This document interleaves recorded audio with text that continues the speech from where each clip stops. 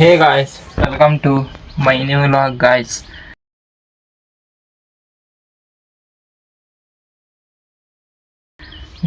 ನಾವು ಈಗ ಎದ್ದು ಫ್ರೆಶ್ ಅಪ್ ಆಗಿ ಈಗ ಸೀದಾ ನಾಷ್ಟ ಮಾಡ್ಕೊಂತ ವಿಡಿಯೋ ಶುರು ಮಾಡೀವಿ. ನಮ್ಮವರು ಎಲ್ಲ ಕೆಲಸ ಮಾಡಿ ಈಗ ಹುಬ್ಳಿಗೆ ಹೋದ್ರೆ ಬನ್ನಿ ಈಗ ನಾಷ್ಟ ಮಾಡತ್ತೆ. ಇವತ್ತಿನ ನಾಷ್ಟ ಬಂದು ಅನ್ನ ಸಾರು ಕ್ಯಾಬೇಜ್ ಪಲ್ಯ ರೊಟ್ಟಿ ಮಾಡ್ಯಾರ. ಬಟ್ ರೊಟ್ಟಿ ತಿನ್ನಂಗಾಗಿಲ್ಲ, ಮಧ್ಯಾಹ್ನ ತಿಂದ್ರಾತಂತಂದು ಸುಮ್ಮನಾದೆ. ಈಗ ಅನ್ನ ಸಾರು ಕ್ಯಾಬೇಜ್ ಪಲ್ಯ ನಾಷ್ಟ ಮಾಡತ್ತಾನ. ಬನ್ನಿ ನಾಷ್ಟ ಮಾಡಿ ಈಗ ನೀನು ಪಿ ಸಿ ಎಕ್ಸಾಮಿಂದಿದ್ದು ಬಂದ್ವಲ್ಲ, ಅದು ಎಕ್ಸಾಮಿಂದಿದ್ದು ಕ್ವಶನ್ ಪೇಪರ್ ಯಾವ ರೀತಿ ಇತ್ತು ಅನ್ನೋದು ಹೇಳ್ತೇನೆ. ಭಾಳ ಟಫ್ ಇತ್ತು ಗಾಯ್ಸ್. ಬನ್ನಿ ನಾಷ್ಟ ಮಾಡ್ಕೊಂಬರ್ಲೆ, ನಾಷ್ಟ ಮಾಡಿ ಆಮೇಲೆ ಹೇಳ್ತಾನೆ. ಲೆಟ್ಸ್ ಗೋ, ನಾಷ್ಟ ಮಾಡೋಣ ಬನ್ನಿ ಗಾಯ್ಸ್. ಈಗ ಫೈನಲಿ ರೆಡಿ ಆಗಿದ್ದೀವಿ. ಮತ್ತು ಕೊಬ್ಬರಿ ನೀರು ಹಚ್ಕೊಂಡೆ, ತಲೆಗೆ ಹಚ್ಕೊಂಡು ರೆಡಿ ಆದೆ.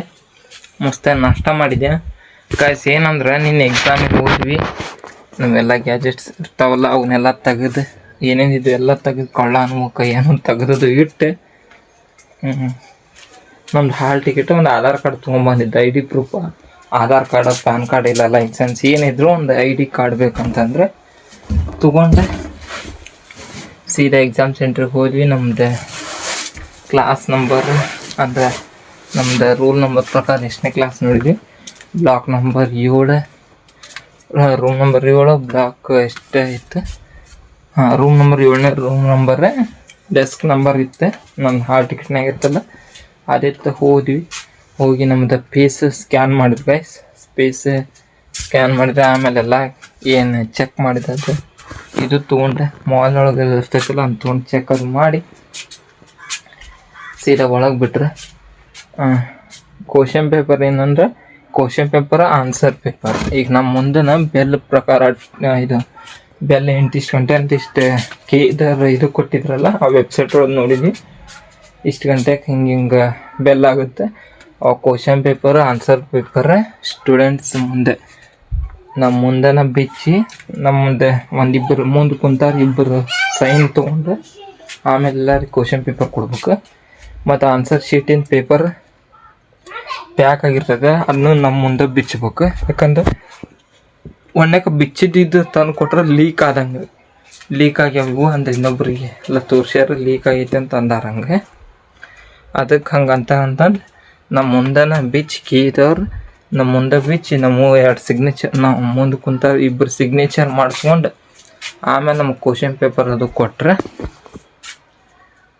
ಆಮೇಲೆ ನಮಗೆ ಏನೇನು ಸಿಗ್ನೇಚರ್ ಇದ್ವು, ನಮ್ದು ತಂಬಿತ್ತು, ನಮ್ಮ ಫೋಟೋ ಮುಂದೆ ಸಿಗ್ನೇಚರ್ ಇತ್ತು, ಅವನ್ನೆಲ್ಲ ಮಾಡಿಸ್ಕೊಂಡು ಎಕ್ಸಾಮ್ ಸ್ಟಾರ್ಟ್ ಆಯ್ತು. ಕ್ವಶನ್ ಪೇಪರ್ ಹೇಳ್ತಾನೆ ಗಾಯ್ಸ್. ಕ್ವಶನ್ ಪೇಪರೇ ನಾವೇನು ಕಾನ್ಸ್ಟೇಬಲ್ ಬರತ್ತೀವಿ, KS ಇದು UPSC, IAS ಮತ್ತು IPS, IFS ಅಂತ ಇರ್ತದೆ. ಅವನು ಬರ್ದಂಗೆ ಆಯ್ತು ಗಾಯ್ಸ್. ಕ್ವಶನ್ ಯಾವ ರೀತಿ ತೆಗ್ದಾರಂದ್ರೆ ನಿಮ್ಗೆ ನಾಳೆ ಲಾಗ್ ಅಂದ್ರೆ ನಾಳೆ ಲಾಗ್ನಾಗ ನಂದು ಕ್ವಶನ್ ಪೇಪರ್ ತೋರಿಸ್ತೇನೆ ಯಾವ ರೀತಿ ಐತೆ ಅಂತಂದು. ಕ್ವಶನ್ ಪೇಪರ್ ದೇವ್ರಿ, ಕ್ವಶನ್ ನಾವು ಏನು ಓದಿ ಅನ್ನೋದು ಬರುತ್ತೆ. ಬಟ್ ಜನರಲ್ ಒಳಗೆ ಕೇಳೋ ಜನರಲ್ ಅಂತಿಲ್ಲ, ಸೈನ್ಸ್ ಗೀನ್ಸು ಭಾಳ ಆಳವಾಗಿ ತೆಗ್ದಾರು ಅಂತೂ ಇಲ್ಲ ಈ ವರ್ಷ ತೆಗ್ದಂತಿಲ್ಲ ಅವತ್ತ ಗೈಸ್. ಕ್ವಶನ್ ನಿಮಗೆ ನಾಳೆ ತೋರಿಸ್ತೀನಿ, ಬಟ್ ನೀವು ನೋಡಿದ್ರಿಲ್ಲ ಗೊತ್ತಿಲ್ಲ. ಕ್ವಶನ್ ಹೇಳೋಕ್ಕೋಲ್ಲ ದೊಡ್ಡ ನಾವು ಅಂಕೇರಿ ಏನು UPSC ಬರೆಯತ್ತೀವಿ ಅಂದಂಗೆ ಆಗ್ತದೆ. UPSCನೂ ಬರ್ತೀವಿ, ಬಟ್ ಇದು ಟಿಕ್ ಹಾಕೋರು. ಬಟ್ ಕ್ವಶನ್ ಆಪ್ಷನ್ ಹಾಕಿರ್ತಾವೆ, ಬರೀ ಯಾವನ್ನ ನೋಡಿದ್ದು ಹೌದು ಅನ್ನಂಗತ್ತೆ. ಯಾಕಂದ್ರೆ ಓದಿದ್ವಿ, ಬಟ್ ಓದಿದ್ದು ಯಾವುದು ನಾವು ಏನು ಓದ್ಯಾವ ನಮ್ಗೆ ಅಷ್ಟ ಗೊತ್ತು. ಹಂಗಾಗ್ಬಿಟ್ಟೈತೆ. ಏನು ಓದೀವಿ, ಏನು ಬರೆಯತ್ತೀವಿ, ಅಲ್ಲಿ ಯಾವ ಕ್ವಶನ್ ಅಂದ್ರೆ ಯಾವ ಎಕ್ಸಾಮ್ ಬರೆಯತ್ತೀವಿ ಅನ್ನೋದು ಆಗೋದು ಗೈಸ್. ಎಕ್ಸಾಮ್ ಬರೋದು ಅನ್ನೋ ಗೊತ್ತಾಗೋಲ್ಲ. ಈಗ ಬಂದು ಕ್ವಶನ್ ಪೇಪರು ಇದು ಆನ್ಸರ್ ಸೀಟ್ ಒಂದು ನಮಗೆ ಕೊಟ್ಟು ಒಂದು ಅವ್ರು ತೊಗೊಂಡ್ರು ಬಿಡು ಗೈಸ್.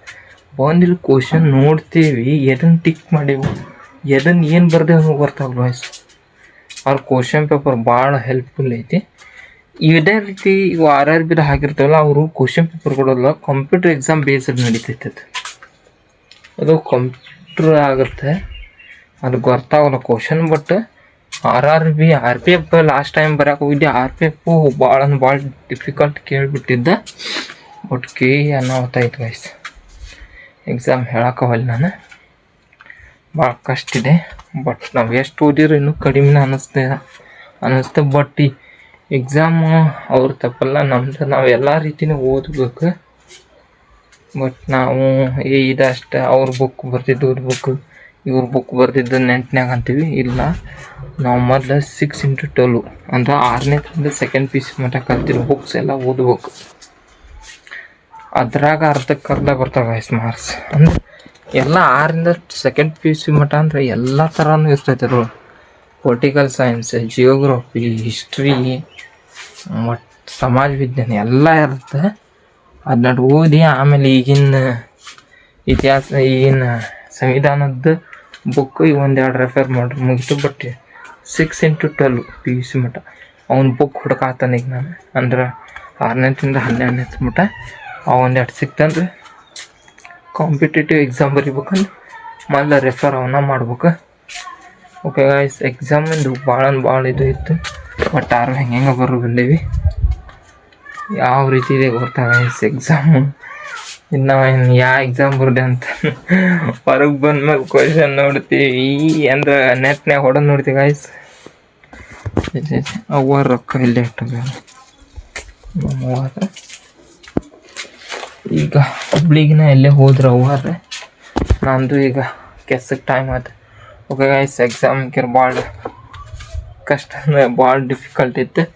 ನೆಕ್ಸ್ಟ್ ಟೈಮ್ ಮತ್ತು ಟ್ರೈ ಮಾಡೋಣ. ಬಟ್ ಟ್ರೈ ಅನ್ನೋಕೆ ಇನ್ನೂ ಅದು ಆನ್ಸರಿಂದ ಇದು ಬಂದಿಲ್ಲ.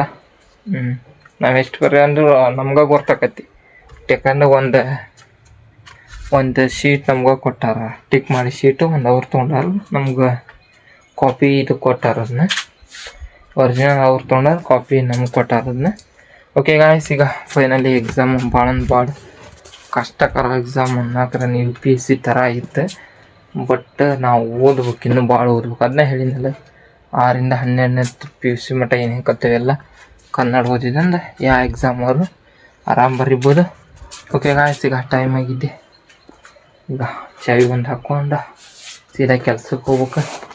ಈ ವಿಡಿಯೋನ ಇಲ್ಲೇ ಎಂಡ್ ಮಾಡ್ತೀನಿ. ವಿಡಿಯೋ ನಿಮ್ಗೆ ಇಷ್ಟ ಆಗಿದೆ ಲೈಕ್, ಶೇರ್, ಕಮೆಂಟ್ ಅನ್ನು ಮಾಡಿ.